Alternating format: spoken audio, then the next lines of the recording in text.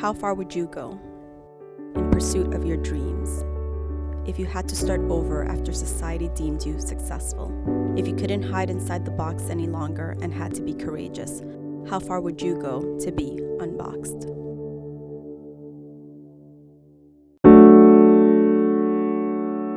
I'm Kathleen, and I am a 36-year-old woman who's officially going after her dreams and her aspirations, and it's been a long time coming. The other day on Instagram, I've said I'm 6 years and 116 days in becoming an overnight success. So this lovely lady is Kathleen, and she is going to show us a couple of her double duty tips. Okay, so we're ready? I've been trying and thinking about doing this for years, and I thought, what better time than now? So here we are. I grew up in this tiny little apartment in New York City with my parents who came from Puerto Rico, and then I was born here and my sister as well. And then about, I don't know, in our early teens, we moved to New Jersey. And so I've been a Jersey girl ever since, although I'll be honest, I say I'm always a New Yorker, and the New Yorker cannot come out of me. My dad passed away. And when my dad passed away, as I think any child who loses a parent or anyone close to them feels, I felt like my world had just kind of fallen apart. And it was hard. It was a hard time, but it was also something that I always say, and I always say that my dad's death to some extent taught me how to live. And now I'm not fearful anymore. And it's really interesting because when I quit, I thought the day that I ended my corporate job, like my dad always said, is believe in yourself. So this year, I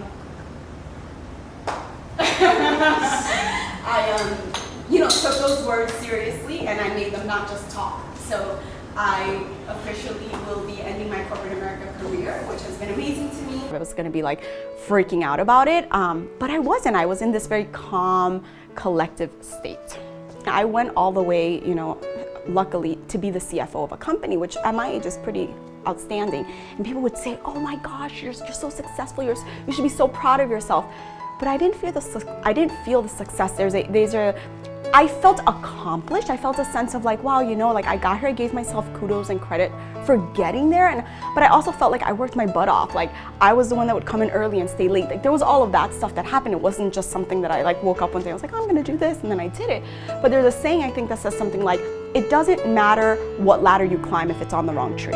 If I'm gonna sit here and empower other women, you have to defend yourself at all times. I mean, only you know what you're worth, and if you don't value yourself, people will catch on immediately. And I'm gonna sit here and tell other women to go after their dreams and their aspirations and show up in life and take ownership, because that's what I did 6 years ago. I took ownership of my life. I said, that's it. Like, I can't live by somebody else's book. I can't live in a box the rest of my life. If I want the life I want, I need to get out of the box and I need to show up. And so I think that is probably the most thing that I tell myself every single day that I look forward to, which is I'm going to become the woman I was always meant to be. So Endlessly Elated, it started off as a hobby. When I first started, I thought, well, I love to entertain, I love to host parties, I love to gather people, like that feeds my soul.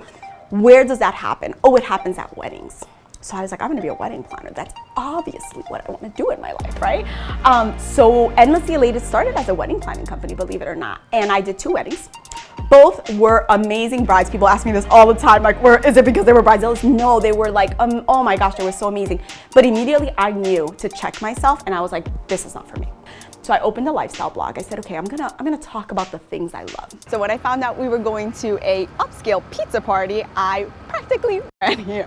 Welcome to Adoro Le. Hello lovelies, welcome back to my YouTube channel. I'm Kathleen, and today we are talking 5 summer wines and their respective cheese pairings. About 2 years into the blog, I was like exploring, and I was like, okay, I get it. What I love is the home. Like nothing makes me happier than when someone comes in and is like, oh my God, your home is beautiful, or like your home feels like safe, or your home feels like I could be at ease. And I'm like, that's the feeling I want. Because it's not about the aesthetics of it, although I love that stuff. It's about that feeling you get when you're home.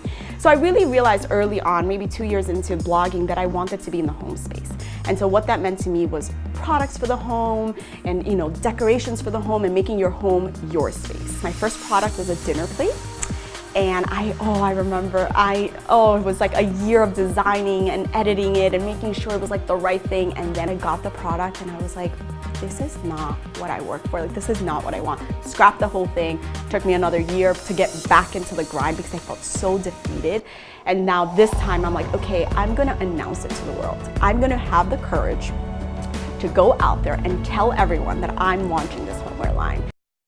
Official in less than 48 hours, Endlessly Elated will begin to unveil itself. I worked so hard and long on this and I just cannot wait. And I don't have all the answers, and you know, things are gonna get screwed up because this is business, but I'm gonna go for it. And so Endlessly Elated is officially opening the doors late 2019, early 2020 to homeware products. The thing that I'm most fearful about right now, and it's scary, is that I have this idea about having a secret homewares company, and I'm trying to revolutionize the homeware space, and it is scary to do that. It is scary to feel like, if you change it, will people understand it? Will people come with you? Will people want to be part of that journey? Do I stay and become the West Elm, the Pottery Barn? Do I do that? Because the truth of the matter is, that works. That's a business model that works. Or do I say, no, I'm gonna be a visionary and this is my vision and this is what I'm gonna go. So right now, for the last, I don't know how many weeks, I've been pondering on this idea of having a secret homewares company. And that is my biggest fear right now.